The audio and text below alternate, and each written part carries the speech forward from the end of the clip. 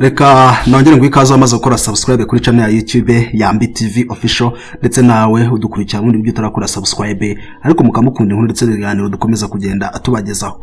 Niba uri ku gice 19 cy'inkuru uko nazinutswe urukundo ariko ko cyarangiye ubwo umukobwa Sylvie yaramaze kwandikira ubutumwa Blaise mubwira yuko agiye kujya ahantu atazongera kubona izuba ukundi, atazongera kumva cyangwa se kureba ibibera ku isi, mbese nyina mutira ubwoba yuko agiye kwiyahura. Ese byaje kugenda gute? Reka dushamatsiko twumva igice cya 20 cy'inkuru, kwibutsa kureba munsi yayo ukareba ahari butukoretse ijambo subscribe ugakandaho ugatwara akamenyetso kw'inzogera gahita kaza ku ruhande kugira ngo dushyiraho igice cya 21 uzahita wakira ubutumwa bugufi bukumenyesha uko kigezeho ugahita ucyumva.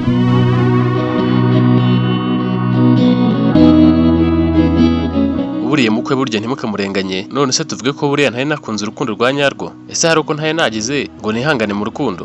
Ariko dore agahinda kampinguranyije umutima, birangiye ndemerewe n'ibibazo nk'uwikoreye tone y'amabuye, birangiye mfite isoni zo gusobanura iby'ubukwe bwacu buburijwemo no gusamara kwa Sylvie. Ubusore nkanjye wari kubigenza ute?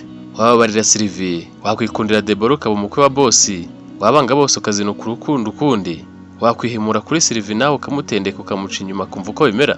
Ese wakwimuka muri ako gace ugahungurubwa, cyangwa wasara ugasize urusika ko tugatoragura amashashi, cyangwa se watuza ukamera nkaho nta cyabaye? Ubu se muri ibyo byose ubuze icyo wampitiramo? Muhire Blaise ni njyewe, ndaho ndakomeye ngenda mu nzira nemye nta gihunga, ariko nyine nugushinyiriza uwanturuka inyuma kankanga nahubuka nkiruka nkaca umutima. Urukundo we nirugende nta byarwo, rwakuryohanye watanga n'ibyo udatunze ukirenga ukarahira ko wakwitangira waruguhundagajeho, ariko kandi rwakubihanye wahurika ugahabuka ukamera nk'urupapuro rwatose, ugata agaciro ukabura aho urigitira ukavuma umunsi wavutseho. Ndi umuhamya w'ububi n'ubwiza bw'urukundo, namaze ukwezi kose nihunze wari umukunzi wanjye Sylvie mutuye, uwari kumumbwira munyibutsa nari kumukuramo iyo kotsa cyangwa nkamushahura. Mu by'ukuri nubwo ari yaranciye inyuma nkumva muzinutswe, nkumva ndetse nanamureka tugatandukana, nibazaga niba nabasha gukundana n'undi urukundo nk'urwo namukunze nkumva ntibishoboka. Nibutse Gacamiga navuze ngo wirukana umugore w'ugundi gufa ukazana uri mirabunguri, binyibutsa ko ntazi na gato undi nzashaka. Uko yabateye atekereza anyumvira anyubaha, nibaza waramutse nkoreye nk'ibyo Sylvie yankoreye cyangwa akamurusha uko byanshishimura. Nanone nibuka ko najyaga mubwira yuko nta impamvu zo kumukunda zashira, nzakomeza nkamukunda numva singiye wabivuze ahari, numvaga hari uwari waramvugiyemo. Ariko buriya nyine yari yanejeje bituma muhira iryo sezerano. Buriya rero n'ubu Blaise uko nteye ntabwo njya nica isezerano, icyo nemeye ntanagipfira ariko singihinyukeho. Numvise mbabajwe n'igisezerano namuhaye buhumyi, ariko nakwibuka ko ntiteguye gutereta undi bundi bushyashya, bituma nca bugufi numva ko ngomba kubabarira umukobwa w'abandi. Natashye mvuye mu kazi Nyabugogo, nyira mu mujyi ngura amabuye ya kamera gafotozo wo mu gace nari ntuyemo yari yantumye, mvuye yongera gutegera mu mujyi. Nari natashye kare saa 9, nahamagaye Sylvie musaba ko yaza kunsura muri ayo masaha ngo tuganire nk'isaha ubundi akomeza atahe iwabo Kabuga. Numvaga ngiye kugenda mu modoka ntekereza ku magambo ndi bukoreshe mucyurira hanyuma nkamababarira. Noneho byari byararangiye ntiyari kumbwira ko atasura umuhungu nka kera. Nkimuhamagara telefone yaciyemo, ntiyahita yitaba kuko yumvaga arota, atindiganya atarabyiyumvisha. Numvise umuntu ankoze wasaba n'ufite icyo ashaka kumbaza, mpita nkupa ngo mbanze ndebe uwo ari we. Mu guhindukira nasanze ari mutuye Imana nkozeho, yari yanze kumfata kuko yari ari hafi yanjye ntabizi. Nahise nikanga igitima kiradiya kubwo gutungurwa no kumutekereza nkamuhamagara kumba ari inyuma yanjye. Namubajije impamvu atari mu kazi, aracicika ntagira icyo ansubiza, arandeba gusa. Mubaza icyo yakoragaho muri gare mu isaha z'akazi, ntiyansubiza iryo jambo, ahubwo mbaza niba ntamuhamagaye nijijesha kuko nari namubonye, muhakanira ko ntigeze mubona. Ntiyabyemera, ate se nicyo ashaka kumbwira umpamagara? Musubiza ko nashakaga kumusaba kuza kunsura mu rugo tukaganira. Abyemera bwanga, ariko ambwira ko ubwo duhuriye hafi aho mu mujyi bitambangamiye twareba aho twicara tukaganira tutagombye guta igihe ngo tujye mu rugo. Nabonaga afite amashyushyu menshi yo kumenya icyo namuhamagariye, ariko yabonaga nihagazeho ukuntu nk'udashaka kumwishimira, kandi koko niko niyumvaga. Nari narababaye narasiritse, ijisho ryarahiye nk'umukomando. Namubwiye ko icyo nshaka ari uko tuganirira iwanjye, arabyemera tujya mu modoka turagenda. Mu modoka twasanze imyanya yashize, maze we baramuhagurukira kuko yari afite ubumuga. Ashaka ko ari njye wicara kuko yaranyubashye, ariko ndabyanga muhagarara iruhande. Gusa byari bigoye kuganira nawe kuko byari kumusaba kuvuga cyane kandi akararama. Ikindi nta bushake bwa cyane bwo kumuvugisha nka kera nari nkimufitiye. Narebaga umusatsi we w'umukara ukeye nkumva nishimiye kumubona, ariko nakwibuka ibyo yankoreye nkumva nafata inkoni nkamuhana buhinja. Ntabwo nabashaga kureba mu maso he kuko nawe yari afite isoni, ariko yanyuzagamo akandeba agasanga amureba ubudahumbya, gusa nahitaga nijijisha nkirebesha hirya. kumurebera inyuma ntabasha kumureba isura byanyibukije umunsi natwarwaga n'urukundo ubwo numvaga ijwi rye nkava mu byanjye cyagihe namukandagiraga by'impanuka nsohoka mu modoka. Kwibuka ibyo bikanyumvisha ko nkwiye kumukunda ko ari we mutima wanjye ushaka. Twarashyize tugera ku Murindi cyane ko twari dutashye kare akazi katararangira. Twagiye n'amaguru kuko ntari ntuye kure ya kaburimbo. Namubajije impamvu yavuye mu kazi amasaha ataragera, arebebeza nambaza impamvu nishe akazi nkaza mu mujyi, musaba kureka kunjijisha akansubiza icyo nari mubajije, hanyuma akabona kumbaza. Mu kunyihanganisha yambwiye ko ubwo natambikaga mu mujyi nanyuze hafi y'aho yari bamutumye ikintu, akibaza igituma ntembera mu mujyi muri ayo masaha. Ambwira ko yahise akeka ko hari umuntu wenda nari ngiye kureba, bituma ahita yihuta agakinga ibiro bye ngo ankurikire arebe. Yabimbwiraga ibyo yisekesha ngo atume mwishimira, abona uko yongera kwigarurira umutima wanjye. Yambwiye ko yankurikiriraga kure mu byo nari ndimo kuzengurukamo byose. Ambwira ko tugeze muri gare yarangayeho gato bigatuma nyegera atabizi, agashiduka yumva telefone ihindira mu ntoki ze, yayitegereza agatungurwa no kubona ari njye muhamagaye kandi noneho mwegere neza neza akabura uwumfata n'ubundeka. Ngo yahise akeka ko namubonye nkaba ndi kumwihamagarishwa ngo mujijishe bigatuma nkoraho, ko yumvaga nta mpamvu yindi yo gukomeza kwihisha niko kunkoma ku rutugu. Nahise numva ko nubwo namwihunzaga we yakomezaga kunkunda no kuntekereza cyane, ariko nanjye nuko sinasibaga kumutekereza aho nabaga ndi hose, naba ndi mu kazi kanjye, akomeza mfungura ndi mu nzira ngenda n'ahandi. Twahise tugera mu rugo twicara muri salo, mwakiriza ji n'akarabo nari naguze mu mujyi kuko nari niteguye ko nta kabuza atakwanga ubutumire bwanjye. Yaranshimiye ko namutekerejeho nkamugurira ibyo akunda, mwenyuramo gake ariko ntavuga birenze. Namubajije icyo atekereza ko namutumiriye, ambwira ko atakizi, musaba kugifora. Ambwira ko bimugoye, gusa ambwira ko afite ubwoba bw'ibyo agiye kumva.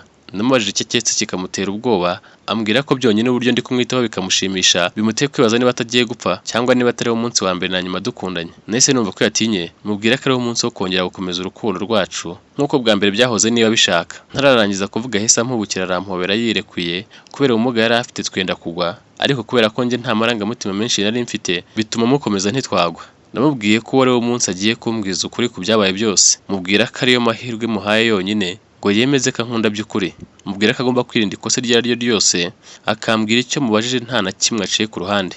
Yarabyemeye ati icyo wansaba cyose ariko ukambabarira nagikorana umutima mwiza. Mubaza aho yamenyaniye na Aimable, ambwira ko ari inshuti ye yo mu buto. Mubaza impamvu atambwiye ko yari afite inshuti tugitangira gukundana, ambwira ko akimbona urukundo rwinshi namukundaga rwamuhumye amaso y'umubiri n'umutima. Urukundo rwanjye rukaba rurerure gusumba imyaka 7 yari amaze ategereje urukundo rwe rwa kera. Ambwira ko nkimubona yabaye nk'uvutse bushya, ntabona umwanya wo kwibuka ibyabanje. Ambwira ko kubana namwimariyemo ntitaye ku busembwa bw'ubumuga yari afite bwatumaga benshi bamunena bakamwihunza, byatumye atibuka igihango yari yarahanye na Aimable bakiga mu yisumbuye. Sylvie yambwiye ko ubwo yankunze akampa ubuzima bwe bwose akiringira umutima wanjye. Ambwira ko kubana namukunze byamugaruriye icyizere cy'ubuzima yari yarabuze kuva ubwo yaburaga akaguru ke umuryango mugaruka mu hakato. Gusa ambwira ko akimara kumva Aimable ko yatahutse kandi kamushaka cyane yahise akubitwa n'inkuba akabura aho akwirwa, yibutse ibyo bari barasezeranye ko nta mpamvu n'imwe igomba kuzatuma batandukana, ko bazarindirana mpaka babanye. Sylvie yambwiye ko byamugoye kubyiyumvisha ko yibutse ukuntu yakundaga Aimable birenze ndetse kurusha nuko we yikundaga, gusa ngo ntiyashoboraga noneho kwibagirwa ko mukunda kandi ko tugiye kubana vuba. We yavuganye na Aimable mubwira yuko ubuzima bwahindutse. Aimable ntiyabyumva bituma mubwira ngo aze wahure. Bagihure Aimable bahise bamuhamagara ngo sinzi icyo bari bamusobanuje, asanga ibyo bisobanuro biri mu mpapuro yasize ahacumbitse, biba ngombwa ko bahita bihutira kujyayo hanyuma ngo bagumayo gutyo. Ngo bageze mu rugo Aimable yababajwe n'ukuntu Sylvie yagize ubumuga, maze agahinda karamwica abwira Sylvie ko ntacyo bitwaye bitazamubuza kumurongora. Sylvie n'amarira menshi ngo yabwiye Aimable ko bitakunda ko hari undi bakundanye ndetse ko impapuro z'ubutumire zenda gusohoka. Aimable amusaba kuzihagarika ahubwo akaba ariwe bapanga ubukwe bwihuse. Sylvie amubwira ko kuba ataragerageje ukuntu bavugana mu myaka yose yamaze hanze bigatuma akunda undi bitatuma amwemerera ko babana, kazabana n'uwo afite kugeza ubwo, kandi amubwira ko yamaze no kwerekana umukwe mu muryango wabo bakamushima. Aimable ngo ikiniga cyaramwishabura amajyo ntiyabyumva, ahoberana umubabaro mwinshi Sylvie, nawe ngo urukundo yamukundaga rumuzamukamo ruramuganza imbaraga zimubana iyanga, agarura ubwenge agaho kahuye n'umunyutsi. Ubu nari ntuje numvira nageze aho ntirekera, numva nongeye kubabara, ariko ambwira ko namusabye kumubwiza ukuri bituma nikomeza sinababara. Nibutse ukuntu Aimable tukiri mu mahanga yitondaga, ngarindiriye uwo yakunze akamara imyaka yose yitonda, ngo hari uwo yitomboreye kera. Mbabazwa n'ukuntu asanze baramutwaye, noneho agatwarwa n'inshuti yari yengewe. Numva koko mugiriye impuye, mbuze icyo nakora ngo azakira ako gahinda. Nasanze icyo akeneye ari ukubana n'uwo yakunze ibihe byose. Ubwo byari bisobanuye ko namuha Sylvie wanjye nubwo bitashobokaga. Nkimara kumva ibyo byose nihagazeho nsaba Sylvie kuko twese yadukunze nta uryarya buri wese mu gihe cye, natwe tukamwereka urukundo rutari urukururano, musaba guhita umwe hagati yanjye na Aimable. ntuhitemo uwo muzabana muri twe nguhaye uburenganzira. Ambwira ko ari njye yahisemo n'ubundi ko atizeye Aimable, ko atazi iby'abagamo akiri mu mahanga kandi ko n'ibyo yaramaze kumukoresha byari byamuteye kutamwiyumvamo cyane. Nabwije ukuri Sylvie ko Aimable ari we nshuti yanjye y'amagara twiganye mu mahanga nubwo namusizeyo akiga. Mubwira ko yari yarambwiye ko afite umukunzi yasize asezeranije urukundo, ko iyo abandi bamwihaga yabasubizaga ko atahemukira uwo yakunze, bityo rero namutangira uhamya ko yitondaga. Nabwiye Sylvie ko ikindi ari uko yari yarambwiye ko umunsi musura agiye kumbwira byinshi ku mukunzi we yari yarihebeye. Nibwiraga ko rero bahuye kandi bagiye gupanga gahunda zo kubana byihuse. Sheri yanyigingiye kutamusaba kumusiga ngo kuko atazi ubuzima yaba hatamfite, kari njye impamvu yo kubaho kwe. Nabwiye Sylvie ko ntarumva neza uburemere bw'icyemezo afashe cyo kuba ari njye yakunda, numvaga bitewe n'uko ari njye turi kumwe. Maze mubwira ko ndamuha iminsi mike cyane akabanza agatekereza neza ku mwanzuro atazicuza, agahitamo ahisemo. Yasanga ari njye ahisemo mugenzi wanjye akamugendera kure, kandi yaba ari mugenzi wanjye ahisemo akanyikuramo akanzinuka iteka kuko atari kudukunda twembi. Nahise mbona amarira ya Sylvie amutemba amatama yateye neza, numva mugiriye impuhwe cyane. Ararira ariko ambwira gutamukorera ibyo, ko kumuha ikindi gihe cyo gutegereza kuzumva ko namubabariye, ko dukomeje urukundo ari igihano gikakaye muhaye. Ndetse ambwira ko atabasha kucyihanganira, ansaba kwemera igisubizo ampaye, ko ari njye mugabo yabana nawe akagubwa neza tubana. Nabwiye Sylvie ko nubwo nabyumvise nkabyakira nkemera kumuha umwanya, atari uko yitwaye neza mu rukundo rwacu, ko yahindanyije umwenda w'icyizere nari naramwambitse, ahubwo mubwira ko impamvu ndi kumubabarira ari uko nibutse ko namusezeranije ko ntazigera mwanga, ko naho ubundi yakoze ibyo abashakanye bakora bakemerwa gatanya, ko kuba nemeye kumubabarira tugakomeza urukundo ari uko mfite urukundo ruhebuje inkundo zose yaba yarigeze akundwaho na mbere. Nabwiye Sylvie ko agiye kurahira ko atazongera kugira umuhungu yihereza, kazirinda kubwe no kubw'Imana. Mu gihe ngiye kumurahiza numva umuntu arakomanze, yari Aimable waruje.